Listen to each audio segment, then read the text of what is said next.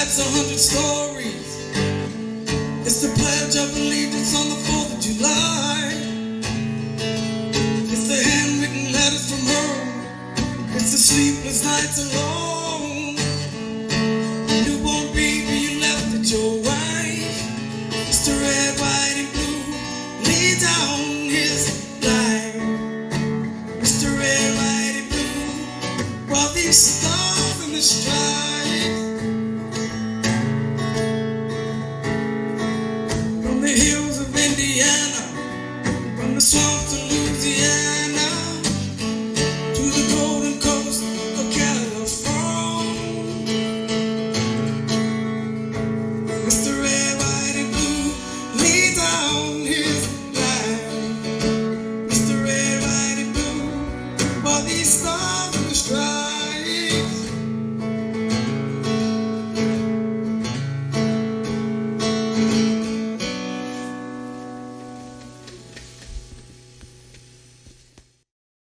Battle on the Homefront. I got a great show today. My boy Ali. We got Jax here, his service dog. Hey, thank you all for watching my show, tuning in every week. Absolute banger of a show right here. Big shout out to my sponsors, Prater Roofing and Construction, Active Duty RX, Barrage Coffee, American Wholesale Hemp, Can-Tek Labs. Hey, if you want to be a part of this, if you want to help me with Battle on the Homefront, I'm always looking for people to help facilitate and put together therapy programs, whether that's putting together a ruck march around Lake Draper, building that camaraderie, that brotherhood. Please let me know. I thank you all for believing in our mission, giving veterans a voice here in Oklahoma. Stick around for this show. Don't miss it.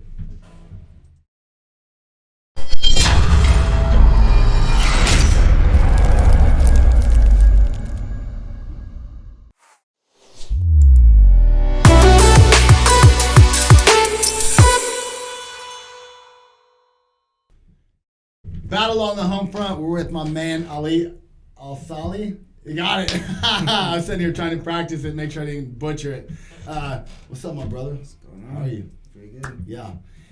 Give me a little bit, born, raised, where you're from, what you did in the military. Let's get all up in it. Okay. Well, I was born in Kuwait, Kuwait City, Kuwait, 1984. Lived there when I was about 3 years old. And I was raised in Jordan. I'm on Jordan. Yeah. Don't really, I remember a little bit of it, going to school there and everything, but we came to the United States when I was about 11 years old. Mm-hmm. And lived in North Carolina. Went to Oak Ridge Military Academy. And You already knew. You're going in the military. I chose to go there. Yeah, what's I up. chose to go there. I just always infatuated with the military. Played with those little green soldiers, As did I. Yeah. set them up everywhere. And we moved to Oklahoma and graduated from Choctaw High School. And as soon as I turned 17, I decided to join the Marine Corps. And Why'd you choose the Marine Corps? When you had the choice of the Army, I mean. But I originally signed up as a reservist. Yeah. And so Marine Reserve? Marine Reserve. Gotcha. And so the way I looked at it is, if I'm going reserves, I mean, I want to go best of the best. Right. So it's only gonna be 1 weekend a month, 2 weeks a year. Why not go all out? Yeah. So I joined the Marines.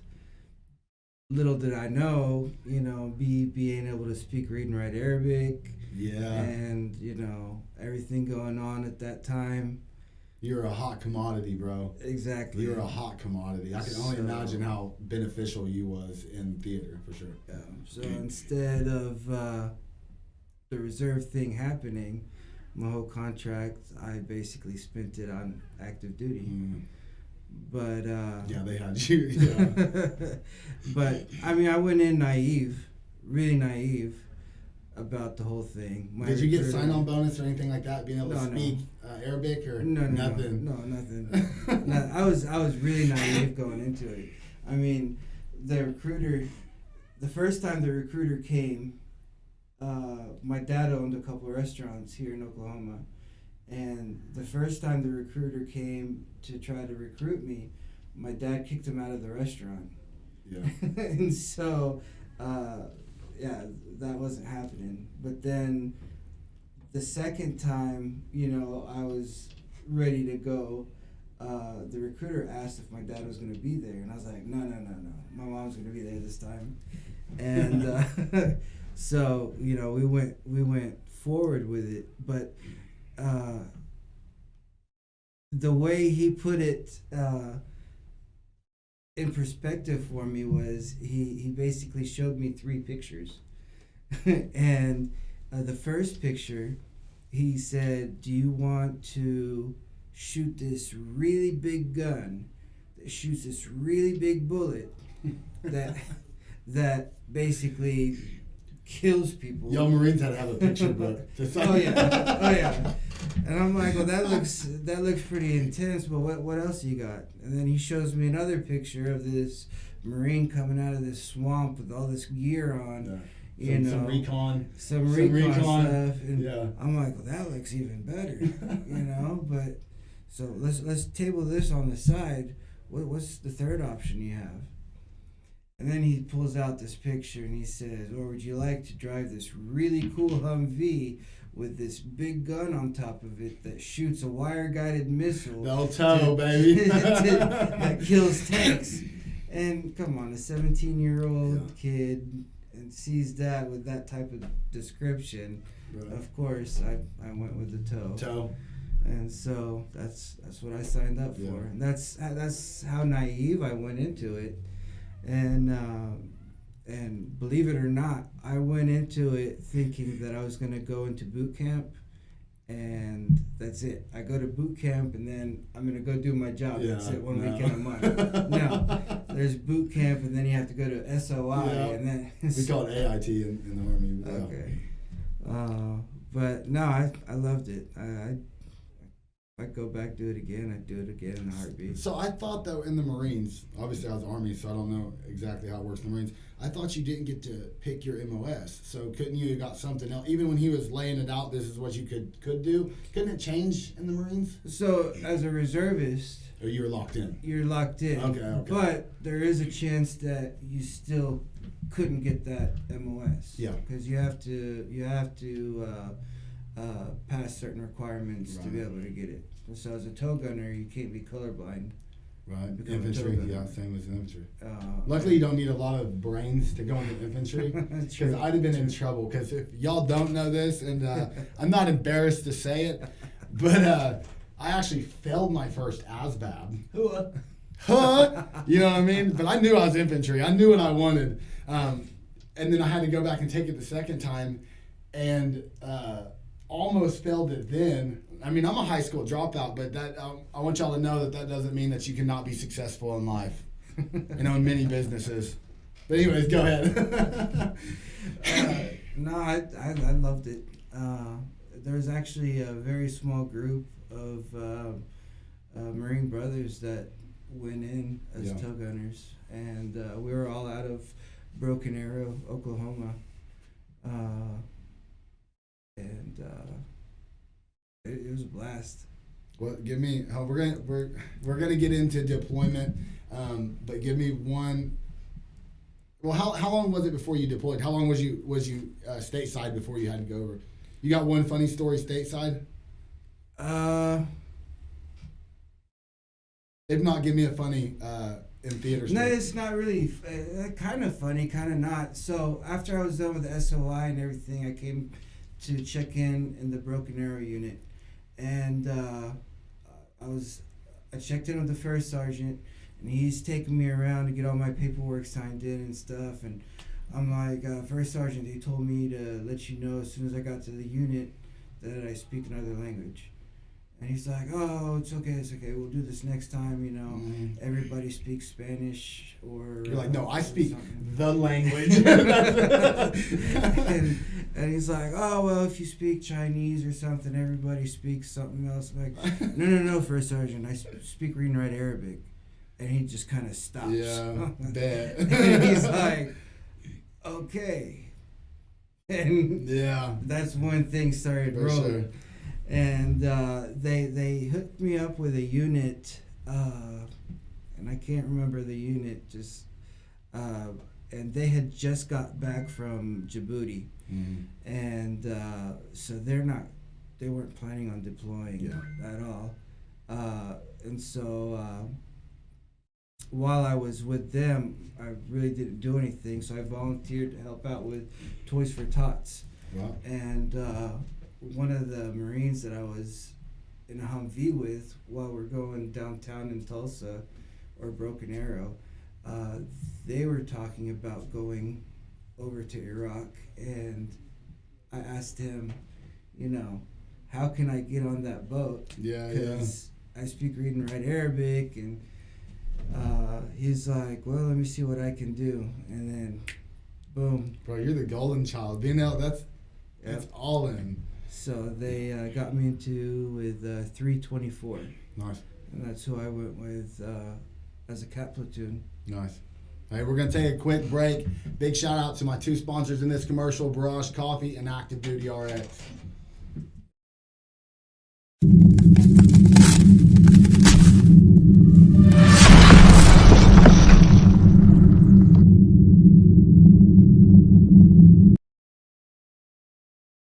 Introducing all new, safe, natural relief.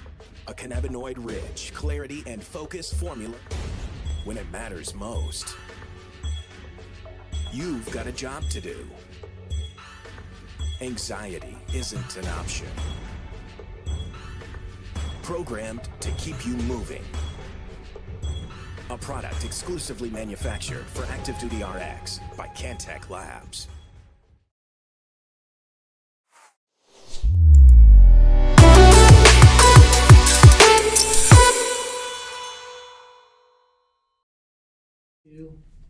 Battle on the Homefront, we're back. We're pumping them out every week. We will continue to do these shows. I thank you all for your support as well.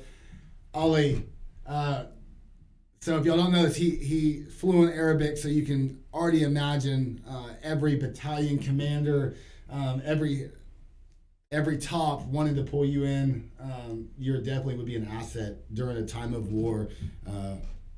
So please tell us about how that helped you over there, the negative, the good, the interaction with the people, because I'm super interested in this. It definitely had its ups and downs from both sides, because like you said, everybody wanted a piece of me, and there wasn't enough of me to go around. And it was extremely busy for me, so it made time go by quick, but not quick enough. And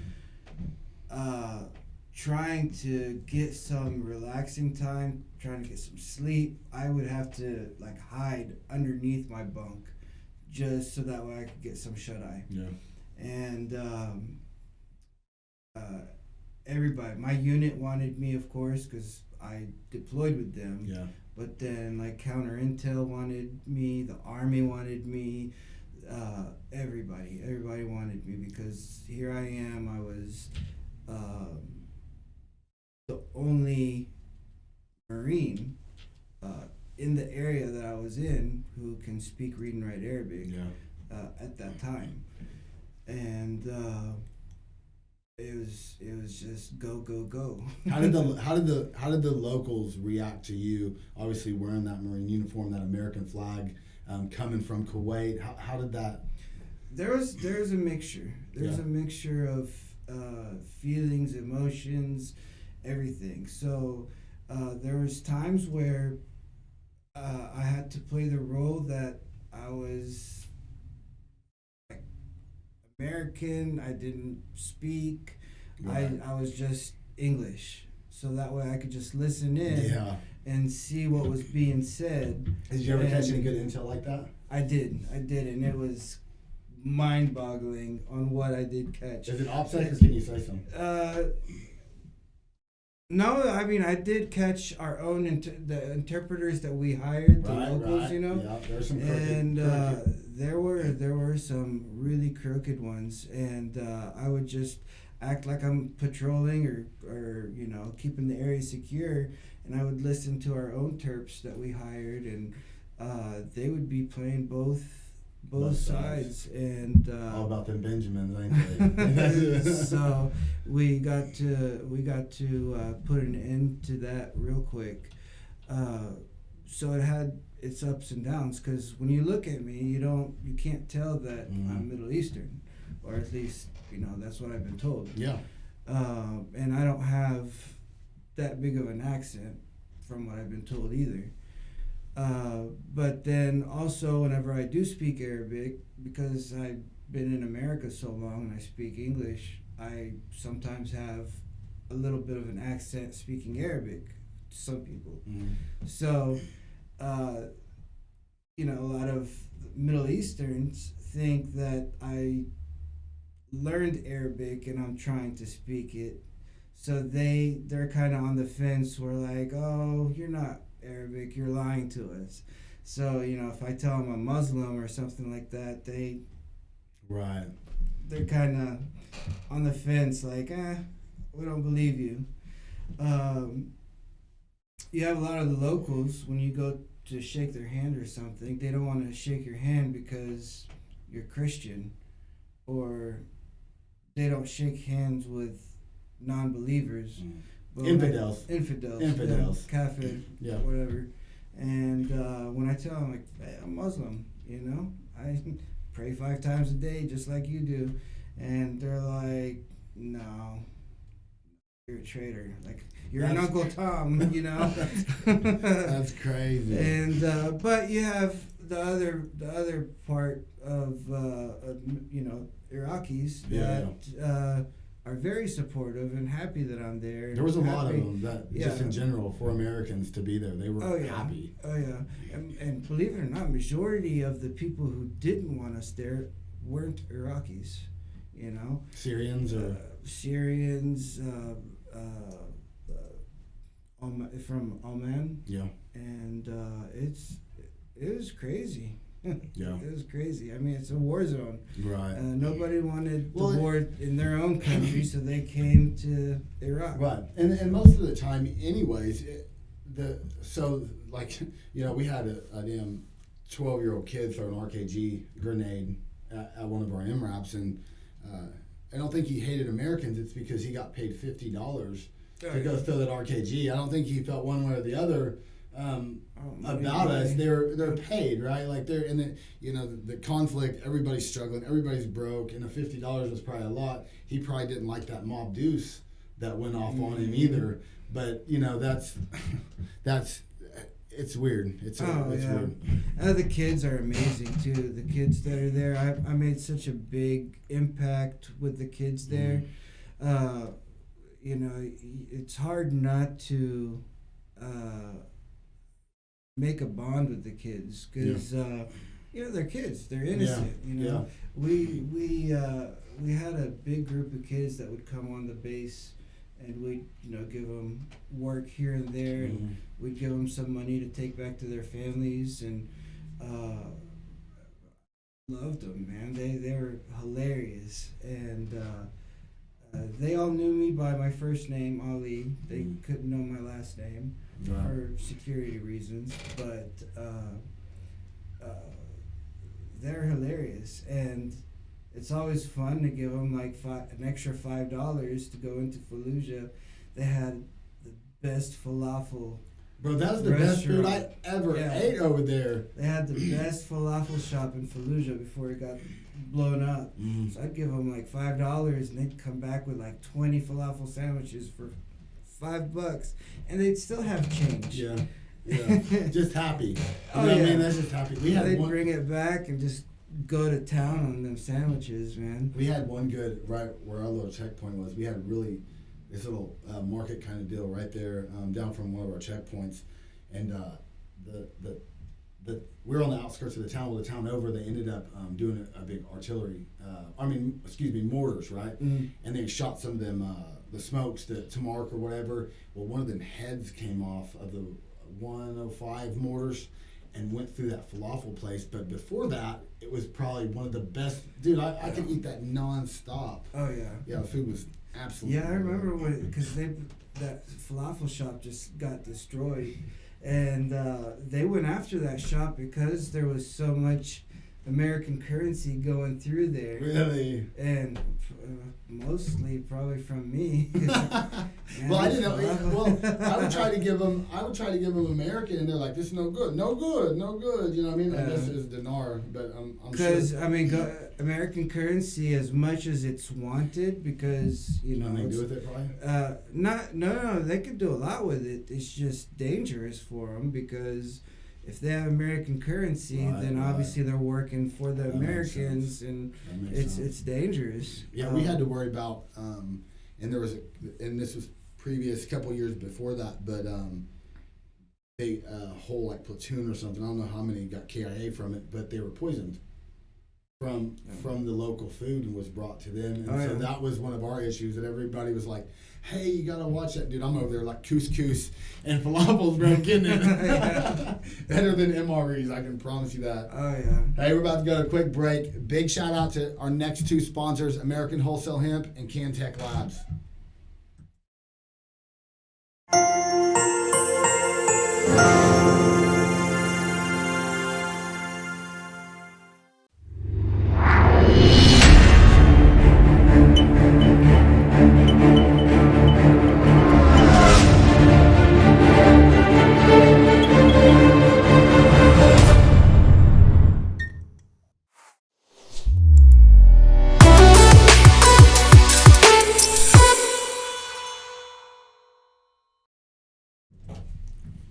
Battle on the home front.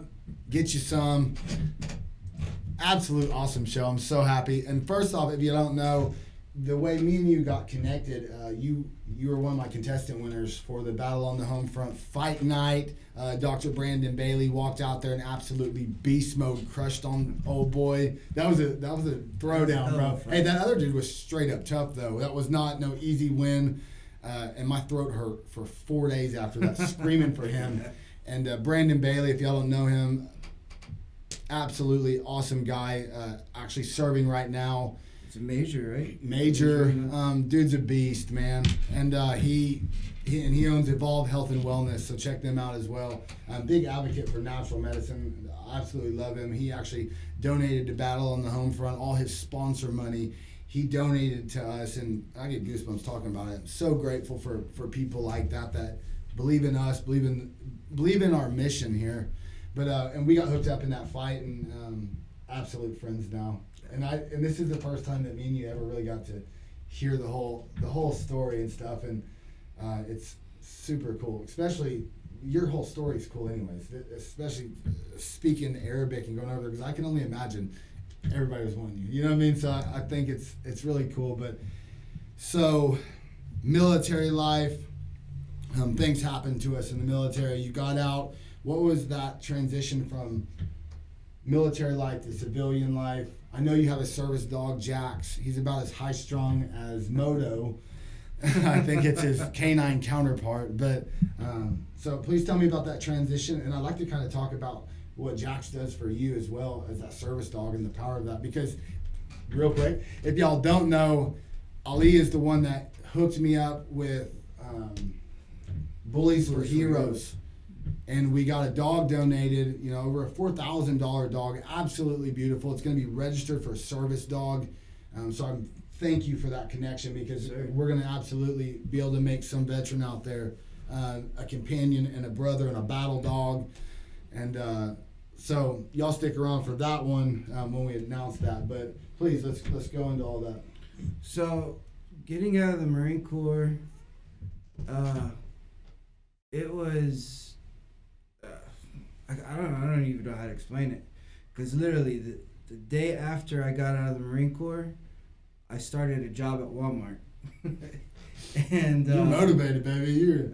I kid you not. The day after, I started a job at Walmart and was changing oil and tires, and seeing how the civilian world was, how people would talk to their managers, and there was no discipline, no nothing. Yeah. There's no, I mean, it's not brotherhood either, and that camaraderie and that respect level is totally different. It drove me insane. Yeah. Insane. I just don't know how to explain it, because you're going from such a structure, from your chain of command to how you talk to your chain of command, even from like just the lance corporal to a corporal, or corporal to a sergeant, just that one rank, to where, just a simple person talking to their manager as if they're nobody, and just talking down to them. It's so disrespectful. Yeah. It was eating me alive, and it was really hard. Really, really, really hard. And that, just the little things were bothering me to a point where it really messes with your head, emotionally, which then, turns into physical, and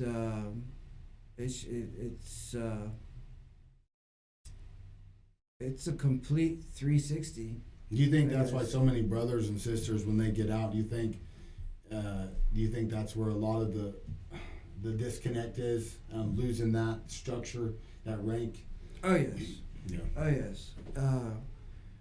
Even in the military, you have your personnel that are like, oh, I can't wait to get out of the military. I want to go do this, go do that, and then over 50% of them come back. Yeah. Yeah. Because they're so used to that structure. Yeah.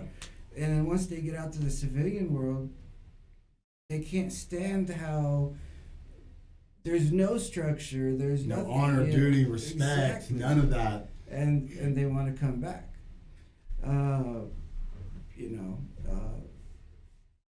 I always say it. I think that everybody, out of high school should serve at least 2 years. Israel does it, and they're good to go. Yeah, Israel's got a... They can't go to college until they served at least 2 years, I think, 2 or 3 years in the military. Yeah. I think that's a great structure that, we should implement here. I mean, obviously, unless you have a handicap or something, but I think it would do a lot of people good, especially with everything going on.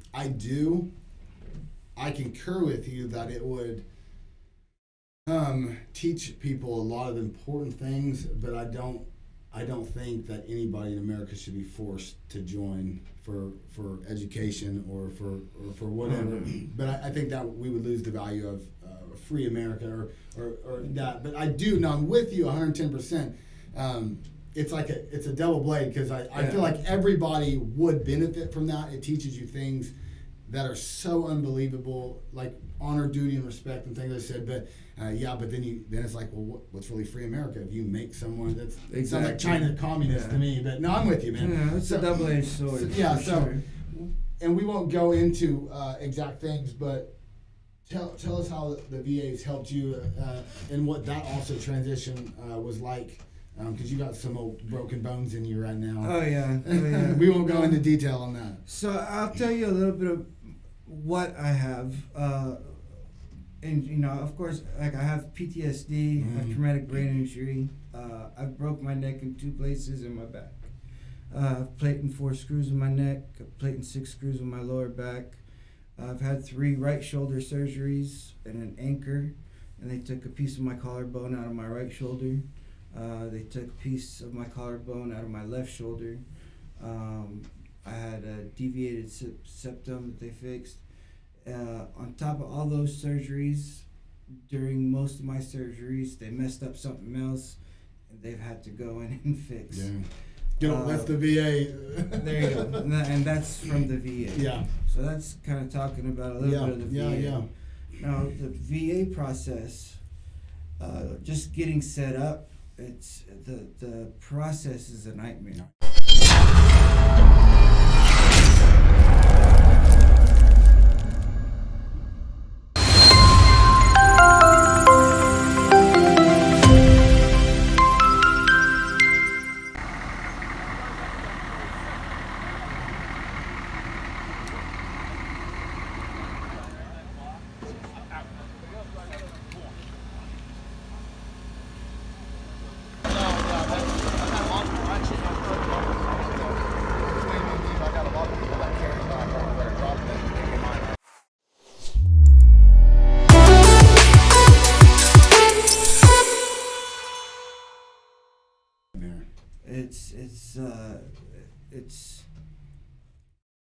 It's an all day and plus event.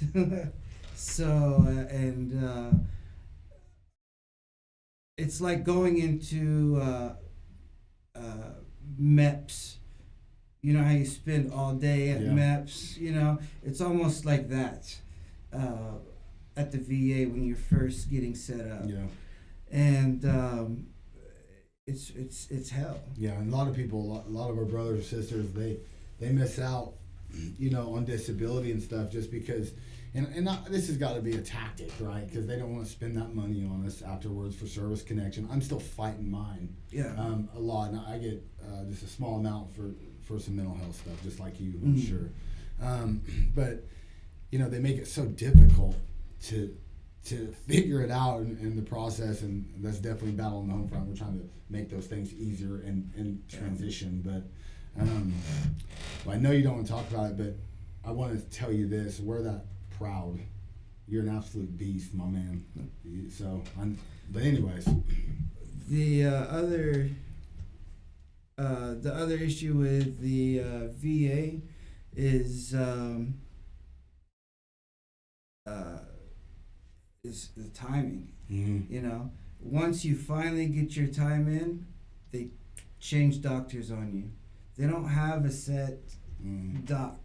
It seems like they rotate in and out so fast that you're having to start over. Well, and I talked about this a couple shows ago with mental health. I was going for a lot of mental health stuff. That's what I suffer with real bad. And this was my big problem. And my last guest, a couple guests ago, you know, we would get in there for the mental health doctor, and they couldn't speak any English. Yeah. Well, they don't, and I don't speak another language to speak with them. So that's, you know what I mean. And that was an issue. So how do you relate? How do you navigate that or try to address these issues with them? And they're lost, you know, and they're pumping you in, pumping you out, bro. They don't, and then on top of that, it's a bunch of pharmaceuticals. And I'm gonna get you back on the show because I want to give you a bunch of the active duty RX products. I want you to try those because I know you're in pain management right now because you're all busted up. So I want to give you a bunch of them products, and I truly want your testimony. And if it does not work, which that's never a concern of mine, but I'd love to have you back, come talk and be able to give your testimony of how it did or didn't help you. For sure. So I will definitely, we will get you all taken care of. I thank you for coming on the show, man. I absolutely am so grateful for our friendship and the things that me and you are going to do. Cool story, man. I love this episode. Yeah. Love you, brother. Love you too, bro. Thank you all for tuning in. We'll catch you next week on Battle on the Home Front.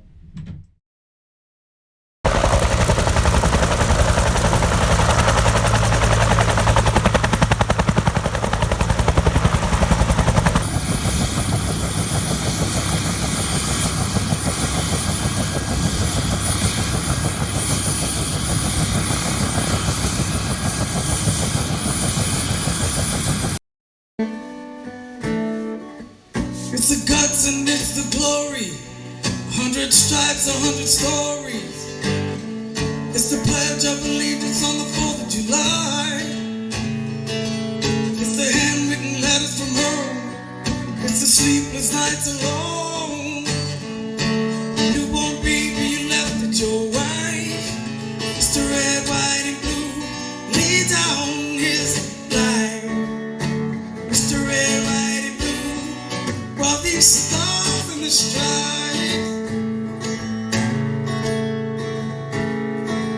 from the hills of Indiana. to Louisiana.